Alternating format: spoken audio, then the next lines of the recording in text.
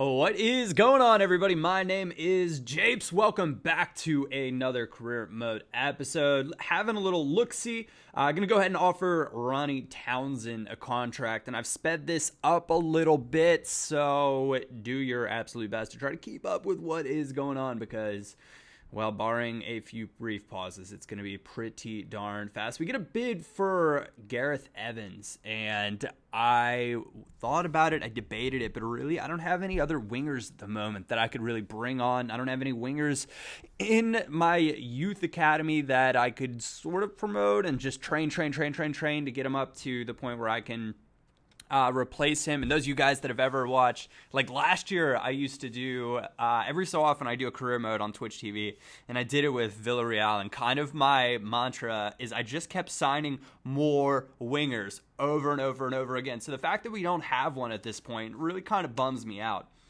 We come up against MK Dons, and instantly when I saw this made me start thinking, well, that and I watched the Spurs match today, putting them in second in the BPL right now behind Leicester, who are 6 points clear, I believe, which is ridiculous. I'll go into that in a second. But Dele Alli comes on, and within like 2 or 3 minutes of getting into the game, manages to put a fantastic ball in on the far post that gives Tottenham the chance to go. And then they do go in the league. You guys know how it plays out.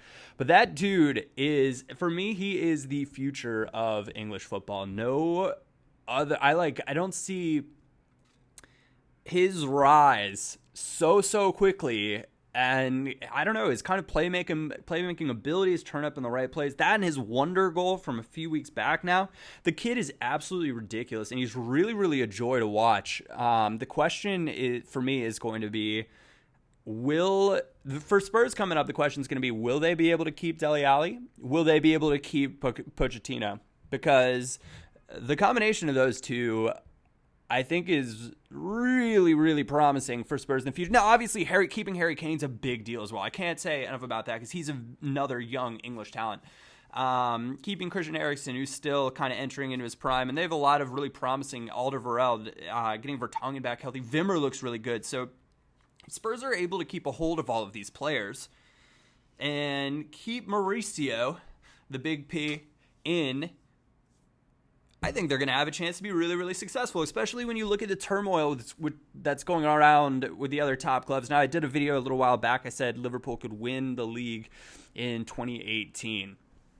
I'm going to stand by that, and it's really going to depend. But the supporters walking out in the 77th minute today was really a sight to see, and it's kind of a sign of what's interesting is that it's the money talks, and there's two schools of thought on this. And you look at the money that's talking for China and bringing in all of these top players and putting them on crazy wages. Apparently there was a ridiculous bid for Oscar that Chelsea actually managed to turn down, but that's what happened when you have the Abramovich money. But also the supporters are saying football is more than just dollar signs for us. And if you're going to put these tags on it, then we are not going to be in the stands to support the club. Now, thousands walked out. More than that, obviously, stayed to finish watching out the end of Liverpool's disappointing 2-2 draw, but it's a sign for potential changing of the times, or not changing of the times, but a sign of the times that clubs are aware that there is money being thrown around, and they're thinking, wow, in order to pay for some of this, we're going to have to hike up the cost. Well, that's not necessarily the truth.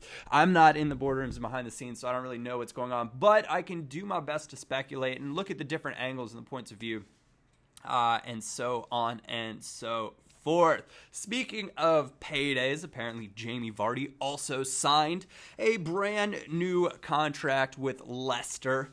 I think it's just keeping him at the club for until 2019 now versus 2018, but he is getting paid like, I don't know if he's getting paid like the top scorer in the BPL, but he's getting paid a heck of a lot more. And what a show Leicester put on against Manchester City. And really what's the most impressive thing to me is their work rate is ridiculous. It's absolutely ridiculous to see that. And it's guys that really believe in one another. And it feels like you're not necessarily just watching a bunch of professionals. Now, hold on. Don't take this the wrong way. Because when I say that, I'm thinking more kind of back to some of the different experiences you look at players, once they start getting paid to do a job, they're out there to do that job. Before you really start getting paid the buckets or the big dollar signs to play, you're playing for your teammates. You're playing because you love it. You're playing to win. And when you have that sort of team and that chemistry with a bunch of guys that you believe in each other, it elevates everything to a different level. And Leicester look like they have that, which is awesome to see. The Mahrez goal, okay, on that topic, Pellegrini, I guess there are injuries and stuff, but Kolarov, Sanya. Well, Sanya is pretty athletic, so I'm gonna. Well, no, it was Zabaleta. Oh no, Sanya. But Demichelis, how are they supposed to keep up with the counterattack that is Leicester? So I don't really understand. You work with the options that you have. I feel really bad for Pellegrini because he's stuck there, really just waiting on Pep right now. Now, of course, he wants to do well because this is just another. I mean, he's getting paid handsomely to be the manager, but he wants to do well because it's part of his resume at this point. He's probably going to want to continue coaching and would like to go to a big club still. And having the BPL challenging for the titles at least, which is what they're doing, and still will have a shot at it. Is really solid. But on the topic of Leicester, and I'm kind of all over the place today, there's all these little clips and little nothings of different things that have happened in the world of football, and watching Bayern drew today, which was really a bummer. But Leicester are almost guaranteed, and I say almost because a lot of you guys are like, well, Jabes, duh, of course you can say that, but there are crazier things that could happen, like Conte, Vardy, Mahrez, Huth, could all go down with injuries one week. Crazier things have happened, and that would be really, really difficult for I can't believe I included Robert Huth in that. Somebody, oh my god, talk dirty to me, Leicester. All right, all those guys could go down, and that could be crazy. But barring anything like that happening, Leicester are almost guaranteed Champions League football. And some would probably say they are at this point, which means, we talked about a little while back, they are going to be getting a payday. And do not discount any of that. That gives them the opportunity to pay their top players to keep them at the club. They'll keep Ranieri because he gets the opportunity to bring players in. And who they are going to bring in should be pretty interesting. Because what's funny is, they're big kind of, well, I don't know if I'd say marquee, but they brought in Gökhan Inler at the end of the window, and he's just kind of sat there on the sideline. This is a man with triple-digit caps for Switzerland, and he's just hanging out, supporting, because Drinkwater and Conte have been so good in the middle of the park. So it's really, really interesting and a fascinating time in football from a third-party perspective, because you've got all the influences with China, you've got all the turmoil and the craziness that's going on with the BPL.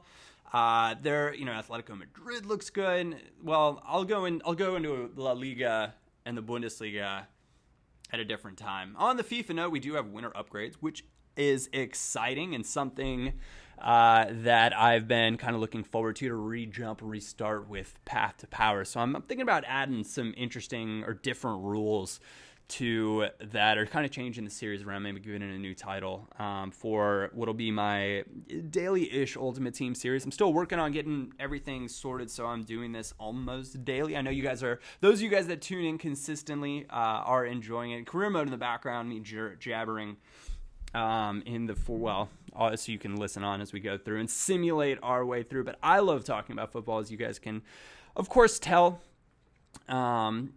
Lady Japes even is getting excited because we were watching the Manchester City game versus Leicester this morning, and she's like, oh my gosh, they scored again? She doesn't really understand what's going on, but she understands that Leicester should not, from what I've said, what they're doing, scoring, going up 3-0 was absolutely crazy. So it's kind of fun to be able to do that. Those of you guys that have kind of a leading lady in your life, leave me a comment. Let me know if she is a footy fan, if she watches it with you just because. Hopefully we're going to be selling on a player right there, because any player that we get out of the academy is going to be good. And look at that. Ronnie Townsend gone up 7 already, 61 rated now. He's going to be able to get that first team action and just what we need. A little bit more depth in the midfield as we push for promotion. Chad Field, we're going to counteroffer just a little bit more. It's greedy. If we don't sell him, not a big deal because his wages really aren't that much. We do sell him. That's fantastic.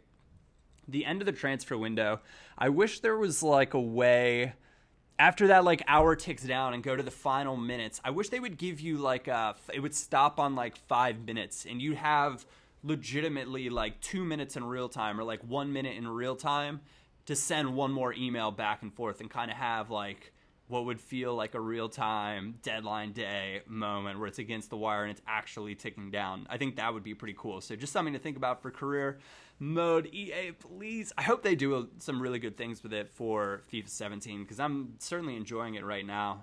So you will most definitely, I think it's going to become a staple here. Anyways, as we count down and come on to a close to this episode, we're going to get our way through this transfer window. I want to thank you guys that have continued to tune on in and show your support. Now I'm looking at this too. Mats Hummels to Barcelona. Crazy. Nainggolan to Valencia. It's just not happening. Anyways, thank you guys very much for tuning in. My name is Japes, and I will catch you all next time.